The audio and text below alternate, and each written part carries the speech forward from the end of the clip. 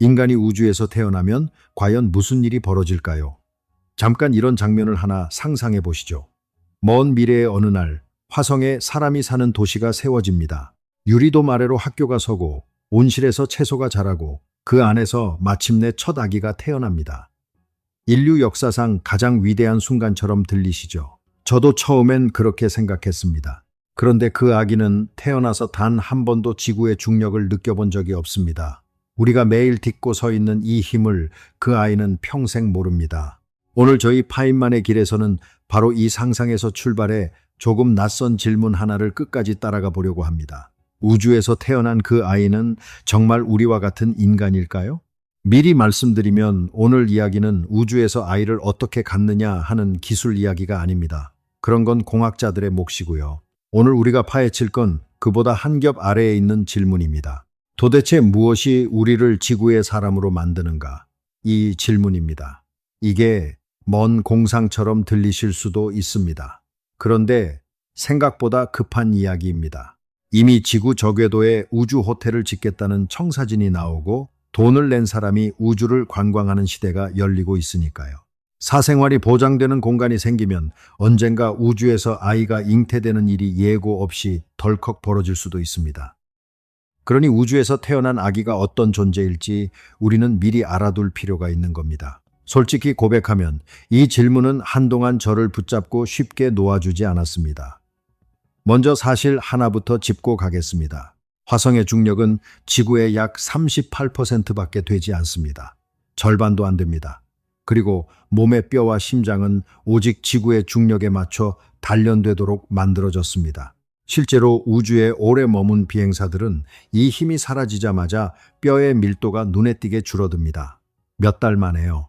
그러니 지구 절반도 안 되는 중력 속에서 태어나 자란 아이의 몸은 처음부터 우리와는 전혀 다른 힘이 빚게 됩니다. 저는 이걸 보이지 않는 조각가라고 부르고 싶습니다.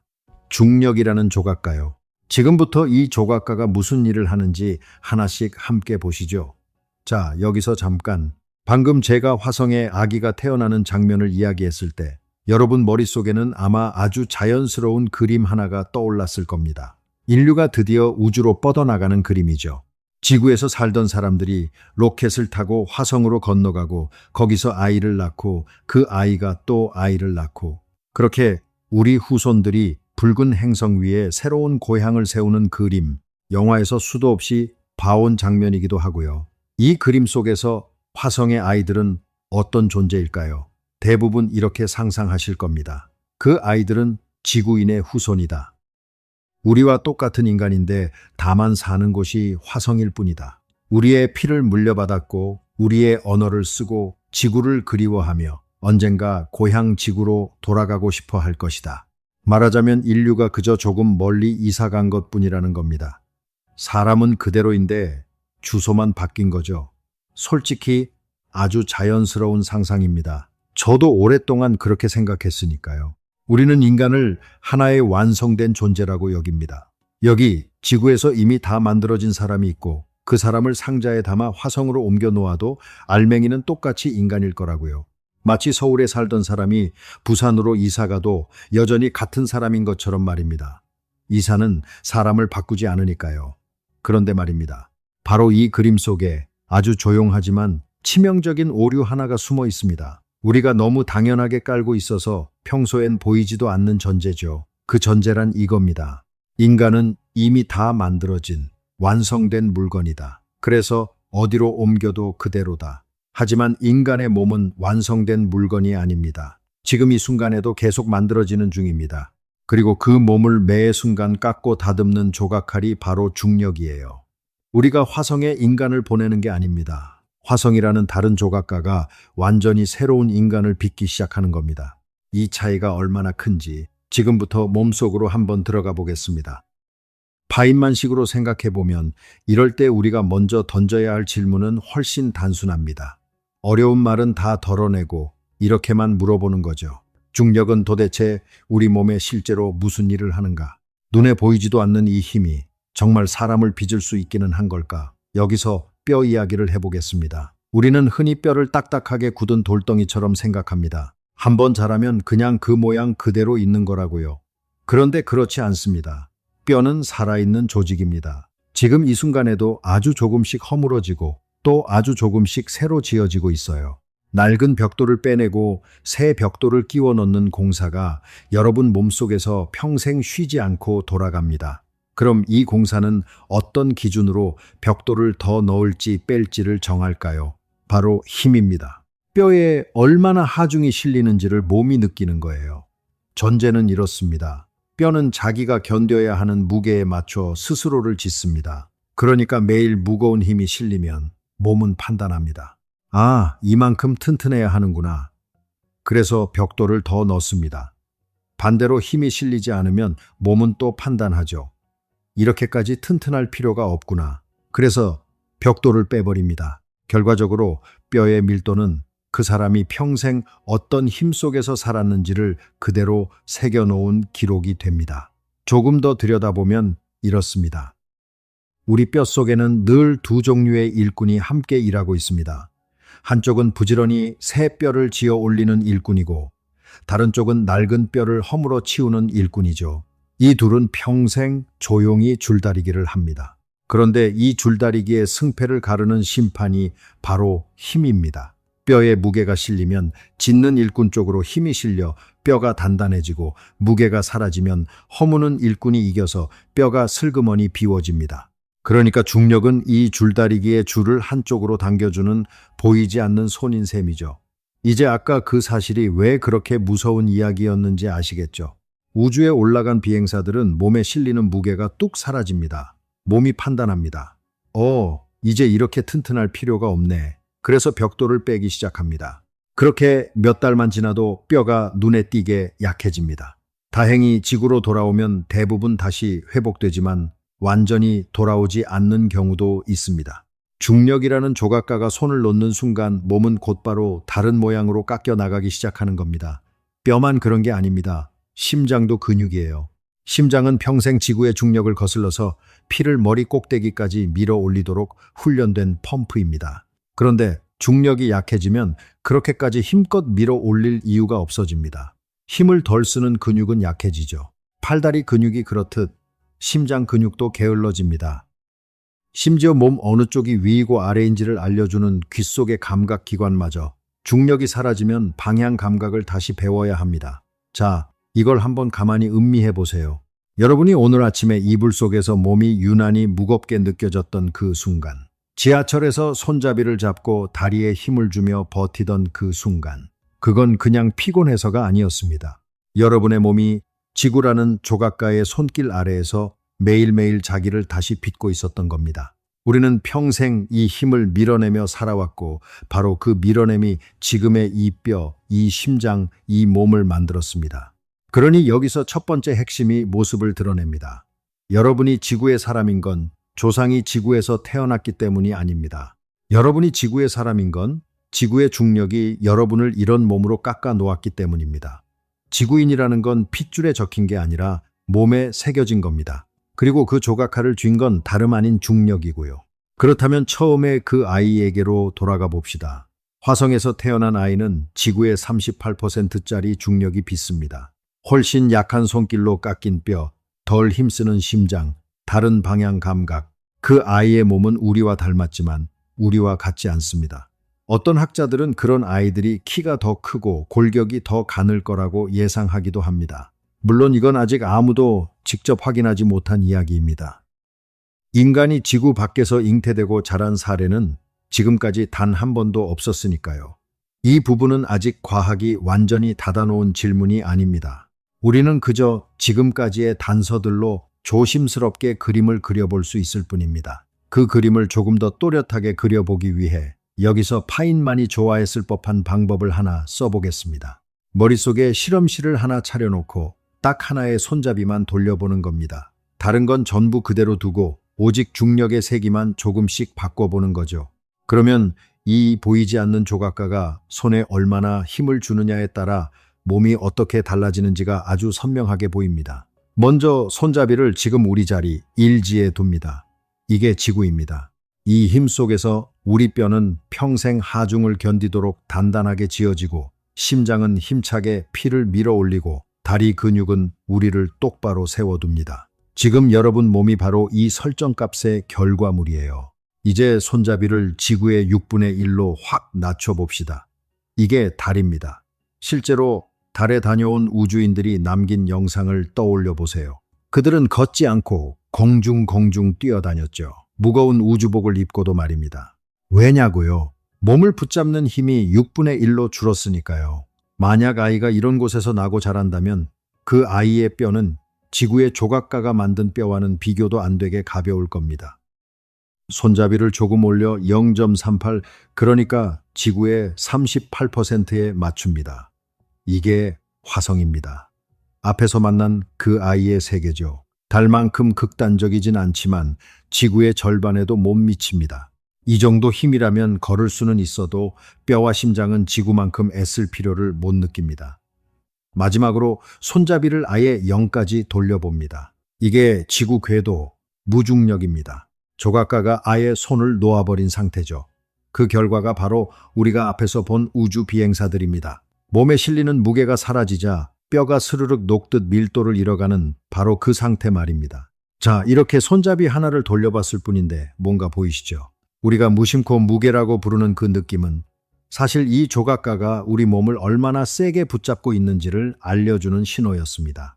그리고 그 붙잡는 세기가 곧 우리가 어떤 몸으로 빚어질지를 정하는 설정값이었고요. 위와 아래라는 감각조차 여기서 나옵니다. 우리가 아래라고 부르는 방향은 사실 이 조각가가 우리를 끌어당기는 방향일 뿐입니다. 중력이 없는 곳에선 위도 아래도 없습니다.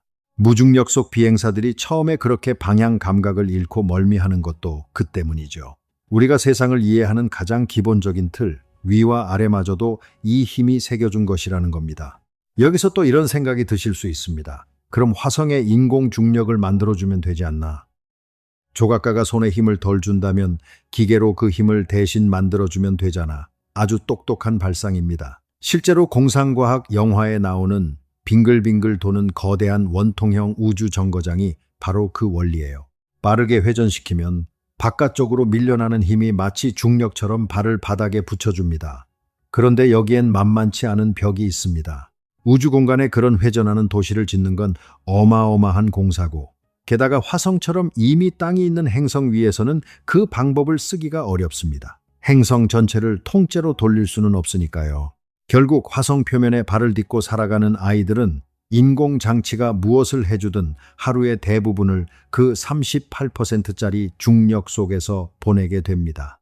조각가의 손길을 완전히 지워버리기란 생각만큼 쉬운 일이 아닌 겁니다. 이것도 물론 미래의 기술이 어디까지 갈지에 달린 문제이긴 합니다. 다만 지금 우리가 아는 물리학 안에서는 그 약한 중력을 피하기가 참 어렵다는 것만은 분명합니다.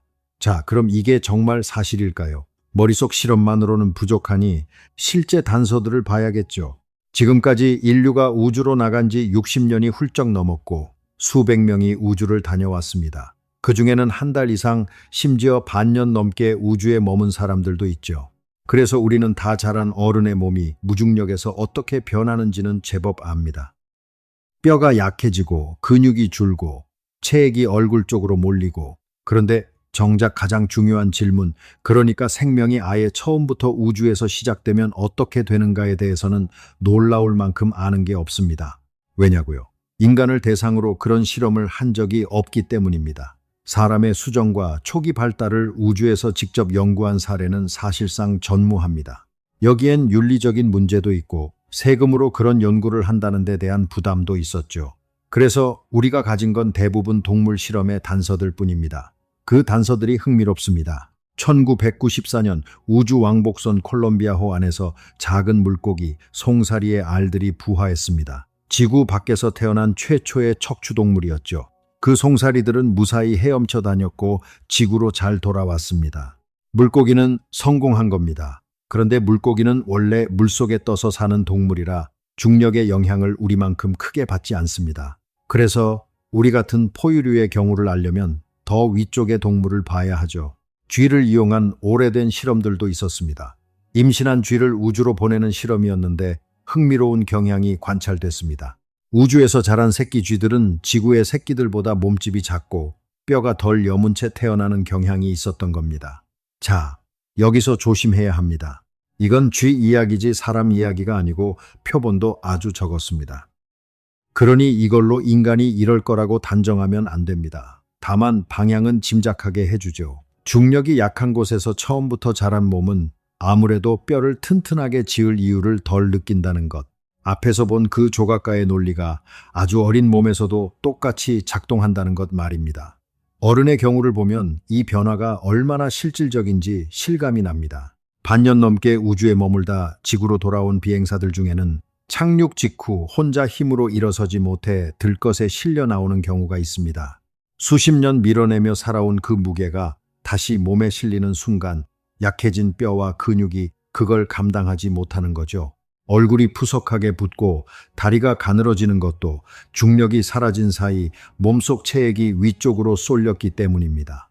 다 자란 어른조차 이렇게 흔들립니다. 하물며 처음부터 그 약한 힘 속에서 빚어진 몸이라면 이야기가 얼마나 더 달라질지 짐작이 가시죠. 이제 이 단서들을 들고 화성에서 나고 자라는 아이의 삶을 처음부터 한번 천천히 따라가 봅시다. 상상은 늘 구체적일수록 좋으니까요. 먼저 태어나는 순간부터가 다릅니다. 화성에서 자란 여성의 몸은 지구보다 약한 중력에 빚어졌을 테니 골반을 지탱하는 뼈도 우리와는 다를 겁니다.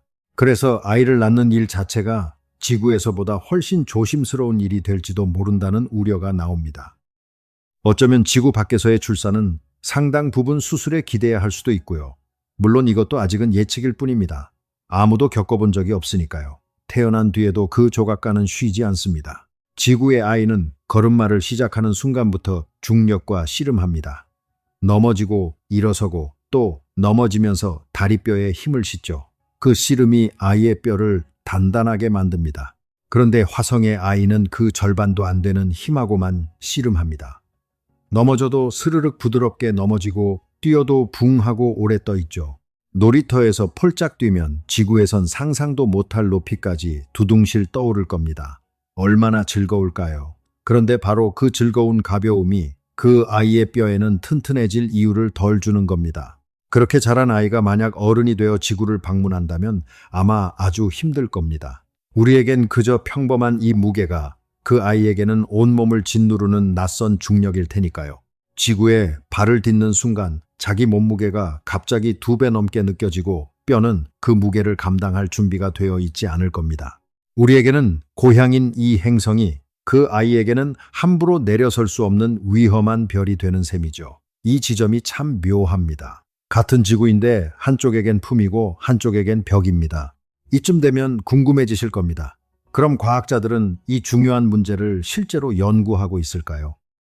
놀랍게도 얼마 전까지 이 분야는 거의 비어 있었습니다. 인류가 우주로 나간 지 반세기가 넘었는데도 정작 생명이 우주에서 어떻게 시작되는가 하는 질문만큼은 오래 뒷전으로 밀려 있었죠. 윤리적으로 조심스럽기도 하고 세금으로 그런 연구를 한다는 데 대한 부담도 있었으니까요. 그런데 최근 들어 분위기가 조금씩 바뀌고 있습니다. 여러 과학기관이 뒤늦게 이 연구의 중요성을 지적하기 시작했고 이 주제만 놓고 진지하게 토론하는 자리도 열렸습니다. 심지어 몇몇 민간 기업은 빠르게 회전하는 특수한 캡슐을 만들어 달이나 화성 정도의 약한 중력을 흉내냅니다. 그 안에서 생명의 아주 초기 단계가 정상적으로 시작될 수 있는지를 직접 확인해 보려는 겁니다. 물론 아직은 정말 걸음마 단계입니다. 확정된 결론은 하나도 없습니다. 하지만 저는 이 대목이 참 파인만다운 지점이라고 생각합니다. 답을 아는 척하지 않고 우리가 아직 모른다는 걸 정직하게 인정한 다음 그럼 실제로 무슨 일이 일어나는지 조심스럽게 들여다보기 시작하는 것. 우주에서 태어날 첫 생명에 대한 우리의 이해도 딱 그렇게 이제 막 첫 발을 뗀 셈입니다. 그런데 아이를 빚는 건 중력만이 아닙니다. 여기서 또 한층 깊은 질문이 자연스럽게 따라옵니다. 몸이 그렇게 다르게 자란다면 그 아이의 어린 시절 자체는 우리와 같은 모습일까요? 지구의 아이들은 꽤 긴 유년기를 누립니다. 오랫동안 학교를 다니고 마음껏 놀고 천천히 어른이 되죠. 그럴 여유가 있으니까요. 그런데 화성의 정착지를 한번 떠올려 보세요. 그곳은 모든 것이 빠듯한 세계입니다. 숨 쉴 공기도 마실 물도 먹을 것도 전부 힘겹게 만들어내야 하죠. 일손은 늘 부족할 겁니다. 그런 곳에서는 아이들도 마냥 놀고만 있기 어렵습니다. 그래서 어떤 이들은 이렇게 예상합니다. 화성의 아이들은 지구의 아이들보다 훨씬 빨리 어른이 될 거라고요. 학교에 앉아 있는 시간은 줄고 온실에서 채소를 돌보거나 연구실에서 어른들을 돕는 시간이 늘어날 거라고 말입니다. 참 아이러니한 그림이죠.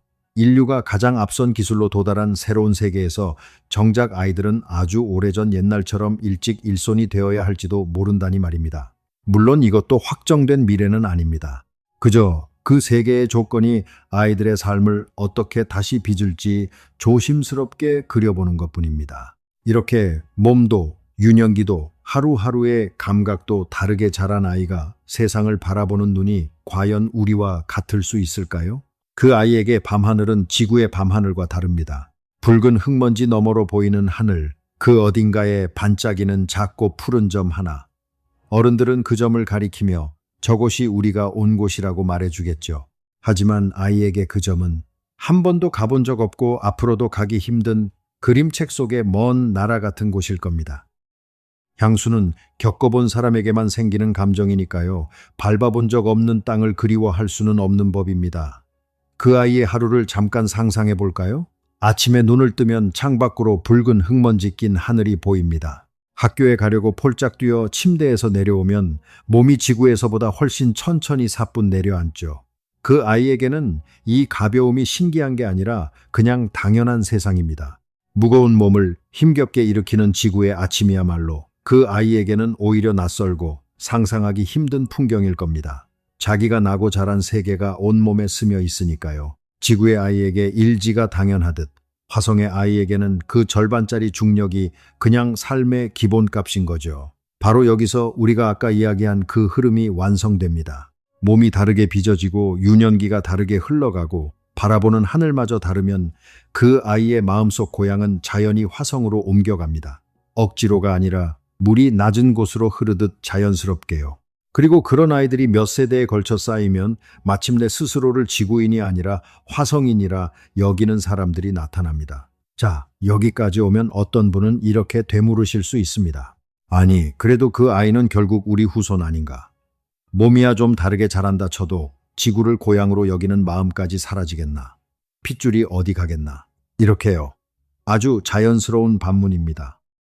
그런데 바로 이 생각에도 조용히 깔린 전제가 하나 있습니다. 고향이라는 게 핏줄을 타고 저절로 이어진다는 믿음이죠. 정말 그럴까요? 굳이 화성까지 갈 것도 없이 우리 주변을 한번 돌아보겠습니다. 다른 나라로 이민을 간 가족들을 떠올려 보세요. 처음 떠난 세대는 평생 고향을 그리워합니다. 명절이면 두고 온 땅을 떠올리고 그곳 음식을 찾고 언젠가 돌아가는 꿈을 꾸죠. 그 자녀 세대까지도 부모의 나라를 나의 뿌리라고 느끼는 마음이 어느 정도 남아 있습니다. 그런데 3세대, 4세대로 내려가면 어떨까요? 조상의 나라는 더 이상 뿌리가 아니라 그저 지도 위의 한 점이 됩니다.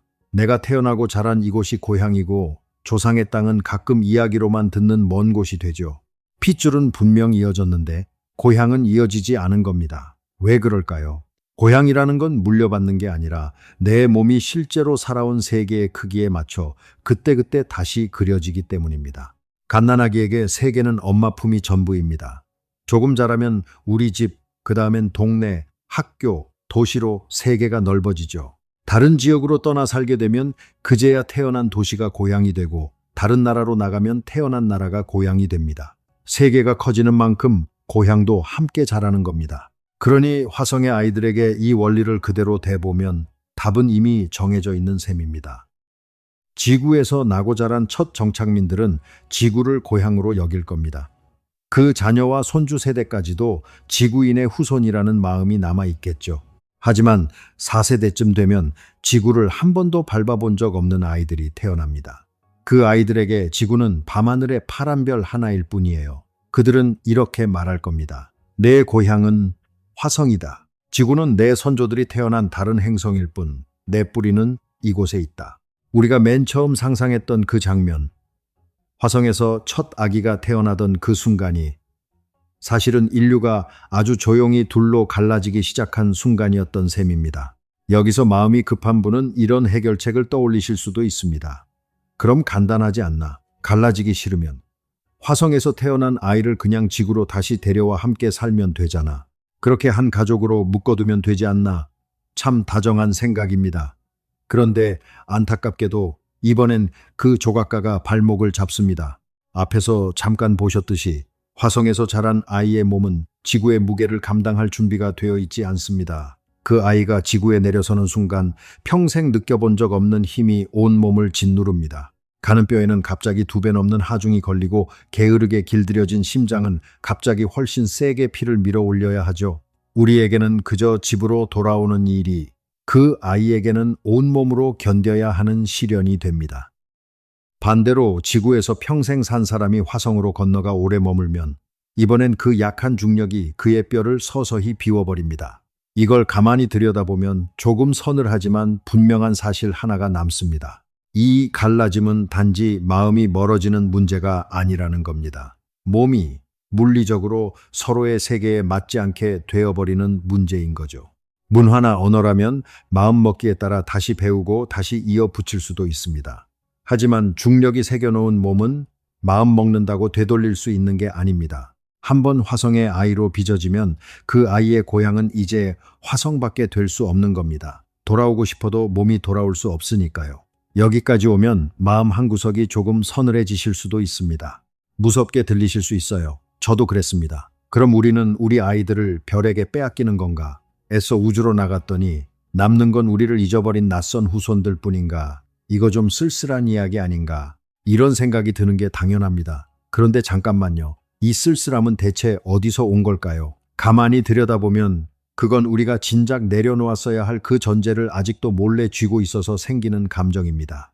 우리 아이들은 우리와 똑같은 복사본이어야 한다는 전제 말입니다. 그런데 아이가 부모의 복사본이었던 적은 사실 단 한 번도 없습니다. 생각해 보세요. 시골에서 나고 자란 부모와 그 부모를 떠나 대도시에서 자란 자식은 이미 서로 다른 세계를 고향이라 부릅니다. 흑백 텔레비전 앞에서 자란 세대와 손안의 작은 화면으로 온 세계를 만지며 자란 세대는 같은 나라에 살아도 전혀 다른 감각으로 세상을 느끼죠. 세대가 바뀔 때마다 우리는 이미 조금씩 다시 빚어져 왔습니다.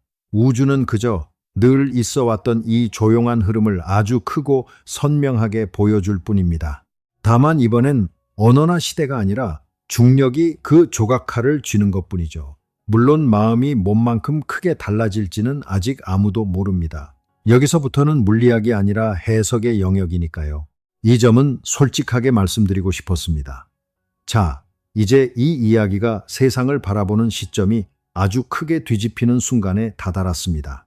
지금까지 우리는 내내 화성의 그 아이를 저 멀리 있는 낯선 존재로만 바라봤습니다. 중력에 빚어진 아이, 우리와는 다른 아이라고요. 그런데 말입니다. 지금 이 영상을 듣고 계신 여러분은 그럼 뭘까요? 여러분도 똑같이 어떤 중력에 빚어진 아이입니다. 지구라는 조각가가 평생 다듬어온 작품이에요. 여러분은 지구의 중력을 스스로 고른 적이 없습니다. 태어나 보니 이미 이 힘 속이었고, 그때부터 이 힘이 여러분의 뼈를 다지고 심장을 단련하고 위와 아래의 감각을 심어 놓았습니다. 지금 이 순간에도 그 보이지 않는 조각가는 여러분의 등뼈를 지그시 누르고 피를 아래로 끌어당기며 쉬지 않고 여러분을 지구의 사람으로 조각하고 있습니다. 그러니 화성의 아이와 여러분은 사실 정확히 같은 종류의 존재입니다. 둘 다 자기가 고른 적 없는 어떤 세계의 힘에 빚어졌고 둘 다 자기를 빚은 그 세계를 고향이라고 부릅니다. 여러분에게 지구가 고향인 건 지구에서 태어났기 때문이 아니라 지구가 여러분을 지구에 꼭 맞는 존재로 깎아 놓았기 때문입니다. 화성의 아이에게 화성이 고향인 것과 조금도 다르지 않은 이치죠. 우리는 모두 어떤 중력의 아이들입니다. 잠깐 이 이야기를 조금 더 음미해보고 싶습니다. 우리는 보통 자유를 아무 힘도 나를 붙잡지 않는 상태라고 생각합니다. 훌훌 떠나고 두둥실 떠오르는 걸 자유라고요. 그런데 조금 이상하지 않나요? 정작 그 무엇도 우리를 붙잡지 않는 완전한 무중력 속에서 우리 몸은 오히려 서서히 무너져 내립니다. 뼈가 녹고 심장이 게을러지고 위아래조차 헷갈리죠. 우리를 지그시 눌러온 그 무게가 사실은 우리를 무너지지 않게 지탱해 온 힘이기도 했던 겁니다. 한강을 걷다가 문득 다리가 뻐근할 때, 계단을 다 오르고 나서 숨이 찰 때 우리는 이 힘을 원망하곤 합니다. 왜 이렇게 무거운가 하고요. 그런데 그 뻐근함이야말로 여러분의 뼈가 지금도 튼튼하게 지어지고 있다는 증거입니다. 그 무게가 여러분을 여러분으로 붙들어주고 있다는 신호고요. 저 먼 화성의 아이가 평생 부러워할지도 모를 오직 지구의 아이에게만 허락된 든든함입니다. 겨울 아침 밖으로 나서면 입김이 하얗게 피어오르죠. 그 순간에도 이 조각가는 여러분을 땅에 붙들고 뼈를 다지고 피를 아래로 끌어당기고 있습니다. 우리는 이 힘을 한 번도 고른 적이 없지만 이 힘은 단 한순간도 우리를 놓은 적이 없습니다. 이건 물리학이 우리에게서 무언가를 빼앗아가는 이야기가 아닙니다. 오히려 조용히 되돌려주는 이야기에 가깝습니다. 이제 처음의 질문으로 돌아가 봅시다. 우주에서 태어난 아이는 우리와 같은 인간일까요? 결론부터 말씀드리면 이렇습니다. 그 아이의 몸은 우리와 다를 겁니다. 지구의 38%짜리 중력이 빚은 우리보다 가는 뼈와 게으른 심장을 갖겠죠. 그 아이의 고향도 우리와 다를 겁니다. 그에게 지구는 뿌리가 아니라 밤하늘의 별 하나일 테니까요. 하지만 자기를 빚어준 세계를 고향이라 부르고 그 세계를 사랑하는 그 마음만은 우리와 조금도 다르지 않습니다. 바로 그 마음이 뼈의 밀도가 달라져도 끝내 남는 우리가 공유하는 인간다움입니다. 그러니 우주에서 태어난 아이는 우리와 다른 인간이면서 동시에 같은 인간입니다. 그리고 그 사실은 처음 걱정했던 것보다 훨씬 덜 쓸쓸합니다. 우리를 그렇게 서늘하게 만들던 문제의 절반은 실제 세계보다 우리의 오래된 착각이 만든 그림자에 더 가까웠던 셈입니다. 인간은 어디로 옮겨도 그대로인 완성된 물건이라는 착각, 고향은 핏줄로 이어진다는 착각, 그 착각을 내려놓고 나면 남는 건 의외로 따뜻한 그림입니다. 우주 어디에서 태어나든 사람은 자기를 빚어준 세계를 사랑하며 살아갈 거라는 그림이요. 이 이야기가 정말 값진 이유는 사실 화성에 있지 않습니다. 여기, 바로 지금 이 순간에 있습니다.